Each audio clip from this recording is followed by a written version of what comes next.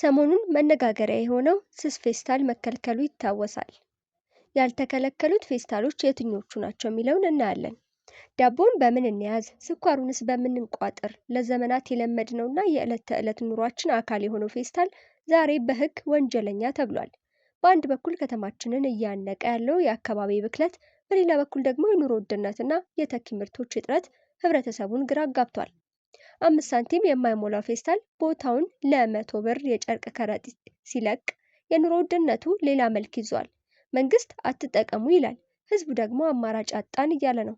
ደንበኞች የገዙትን ሸቀጥ የሚይዙበት በማጣታቸው ትኩስ ዳቦን በባዶ እጃቸው ሲቀበሉና ሽንኩርቱን በልብሳቸው ቋጥረው ሲሄዱ ማየት የተለመደ እየሆነ መጥቷል። ተኪ ምርቶች፣ የወረቀትና የጨርቃ ጨርቅ ከረጢቶች ዋጋ በድንገት በመናሩ ዝቅተኛ ገቢ ያለው ማህበረሰብ ከሸቀጥ ዋጋ ይልቅ የማሸጊያ ዋጋ ከበደን የሚል ሮሮ እያሰማ ይገኛል። ለመሆኑ አዲስ አዋጅ የሚፈቅደው የትኛውን ነው? የትኛው ፕላስቲክስ ነው ከገበያ የሚወጣው? ከነዳጅ ውጤት እስከ ኪስ ቅጣት በአዲስ አበባ የተጀመረውን የዜሮ ትዕግስት ዘመቻ በዝርዝር እንመለከታለን። አብራችሁን ቆዩ። ከዚህ ጋር ተያይዞም ደግሞ ዛሬ የተሰማው አዲስ መረጃ የፕላስቲክ ቄጤማ ጥቅም ላይ እንዳይውሉ ከተከለከሉት የፕላስቲክ ምርቶች ውስጥ እንደሚካተት ተገልጿል።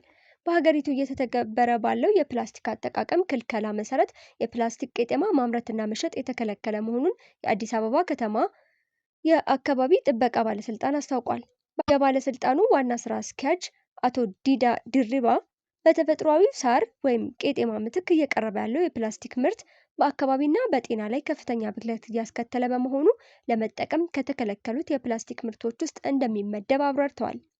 ምርቱ አንድ ጊዜ ጥቅም ላይ ከዋለ በኋላ መልሶ ጥቅም ላይ ለማዋል ወይም ሪሳይክል ለማድረግ የማይመች በመሆኑ በቀጥታ አካባቢን ይበክላል ያሉት ኃላፊው ምርቱ በሀገር ውስጥ የሚመረት ከሆነ እንዲቆም፣ ከውጭ የሚገባ ከሆነም ሊታገድ እንደሚገባ አስገንዝበዋል።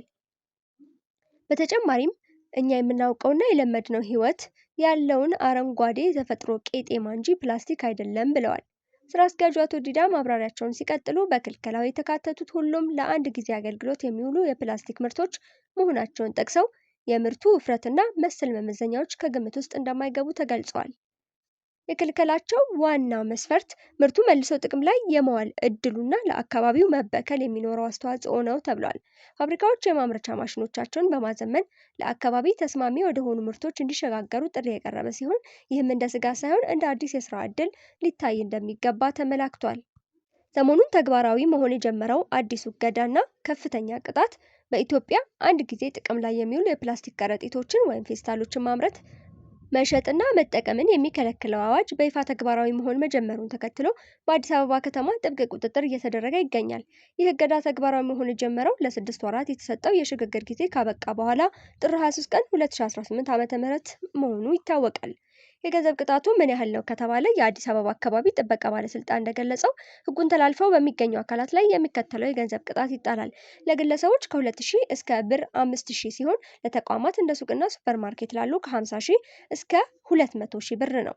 ለአምራቾች በጥፋት ላይ ተገኝተው ከተያዙ የቅጣቱ መጠን በ3 እጥፍ እንደሚጨምር ተገልጿል።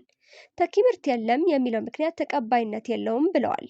በአሁኑ ወቅት በገበያ ላይ የፌስታል ተኪ ምርቶች እጥረት መኖሩ እና ያሉትም ዋጋቸው እጅግ ውድ መሆኑ ቅሬታ እያስነሳ ቢገኝም ተኪ ምርት በበቂ ሁኔታ የለም በሚል ምክንያት የታገደውን ፌስታል መጠቀም ፍጹም የተከለከለ መሆኑን የአዲስ አበባ አካባቢ ጥበቃ ባለስልጣን አስታውቋል። የዋጋ ንረቱን በተመለከተ ምርቱ በስፋት መመረት ሲጀምር ዋጋው እንደሚቀንስ ገልጸዋል።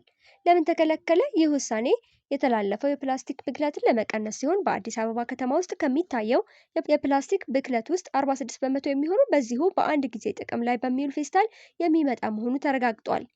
የመንግስት ድጋፍና ቀጣይ አቅጣጫ ባለስልጣን መስሪያ ቤቱ ተኪ ምርቶችን የሚያመርቱ ተቋማትን ለማበረታታት ከሚከተሉት አካላት ጋር ግንኙነት እያደረገ መሆኑን ገልጿል። ብድር ከሚሰጡ የፋይናንስ ተቋማት ጋር ማገናኘት፣ የማምረቻ መሬትና ሼዶች እንዲመቻቹላቸው ከሚመለከታቸው የመንግስት አካላት ጋር መነጋገር የመሰሉትን የመፍትሄ ሀሳቦች ሲሰራ መቆየቱን ገልጿል። በአሁኑ ወቅት የተለያዩ ሱፐርማርኬቶችና ዳቦ ቤቶች ላይ የተደረገው ቅኝት ተስፋ ሰጪ መሆኑን ባለስልጣኑ ጠቅሷል። ባለስልጣኑ በልዩ ሁኔታ በአንድ ጊዜ ጥቅም ላይ የሚውሉ ፕላስቲኮች እንዲመረቱ ወይም ወደ ሀገር እንዲገቡ ፈቃድ ሊሰጥ የሚችለው በሚከተሉት መስፈርቶች ብቻ ነው።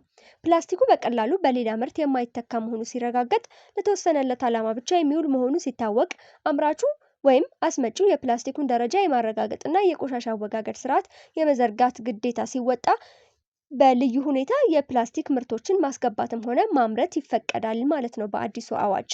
እነዚህ ልዩ ሁኔታዎች በምንም አይነት መልኩ በፕላስቲክ ከረጢቶች ላይ ተፈጻሚ አይሆኑም። የፕላስቲክ ከረጢቶች ላይ የተጣለው እገዳ ፍጹም እንደሆነ ተደንግጓል።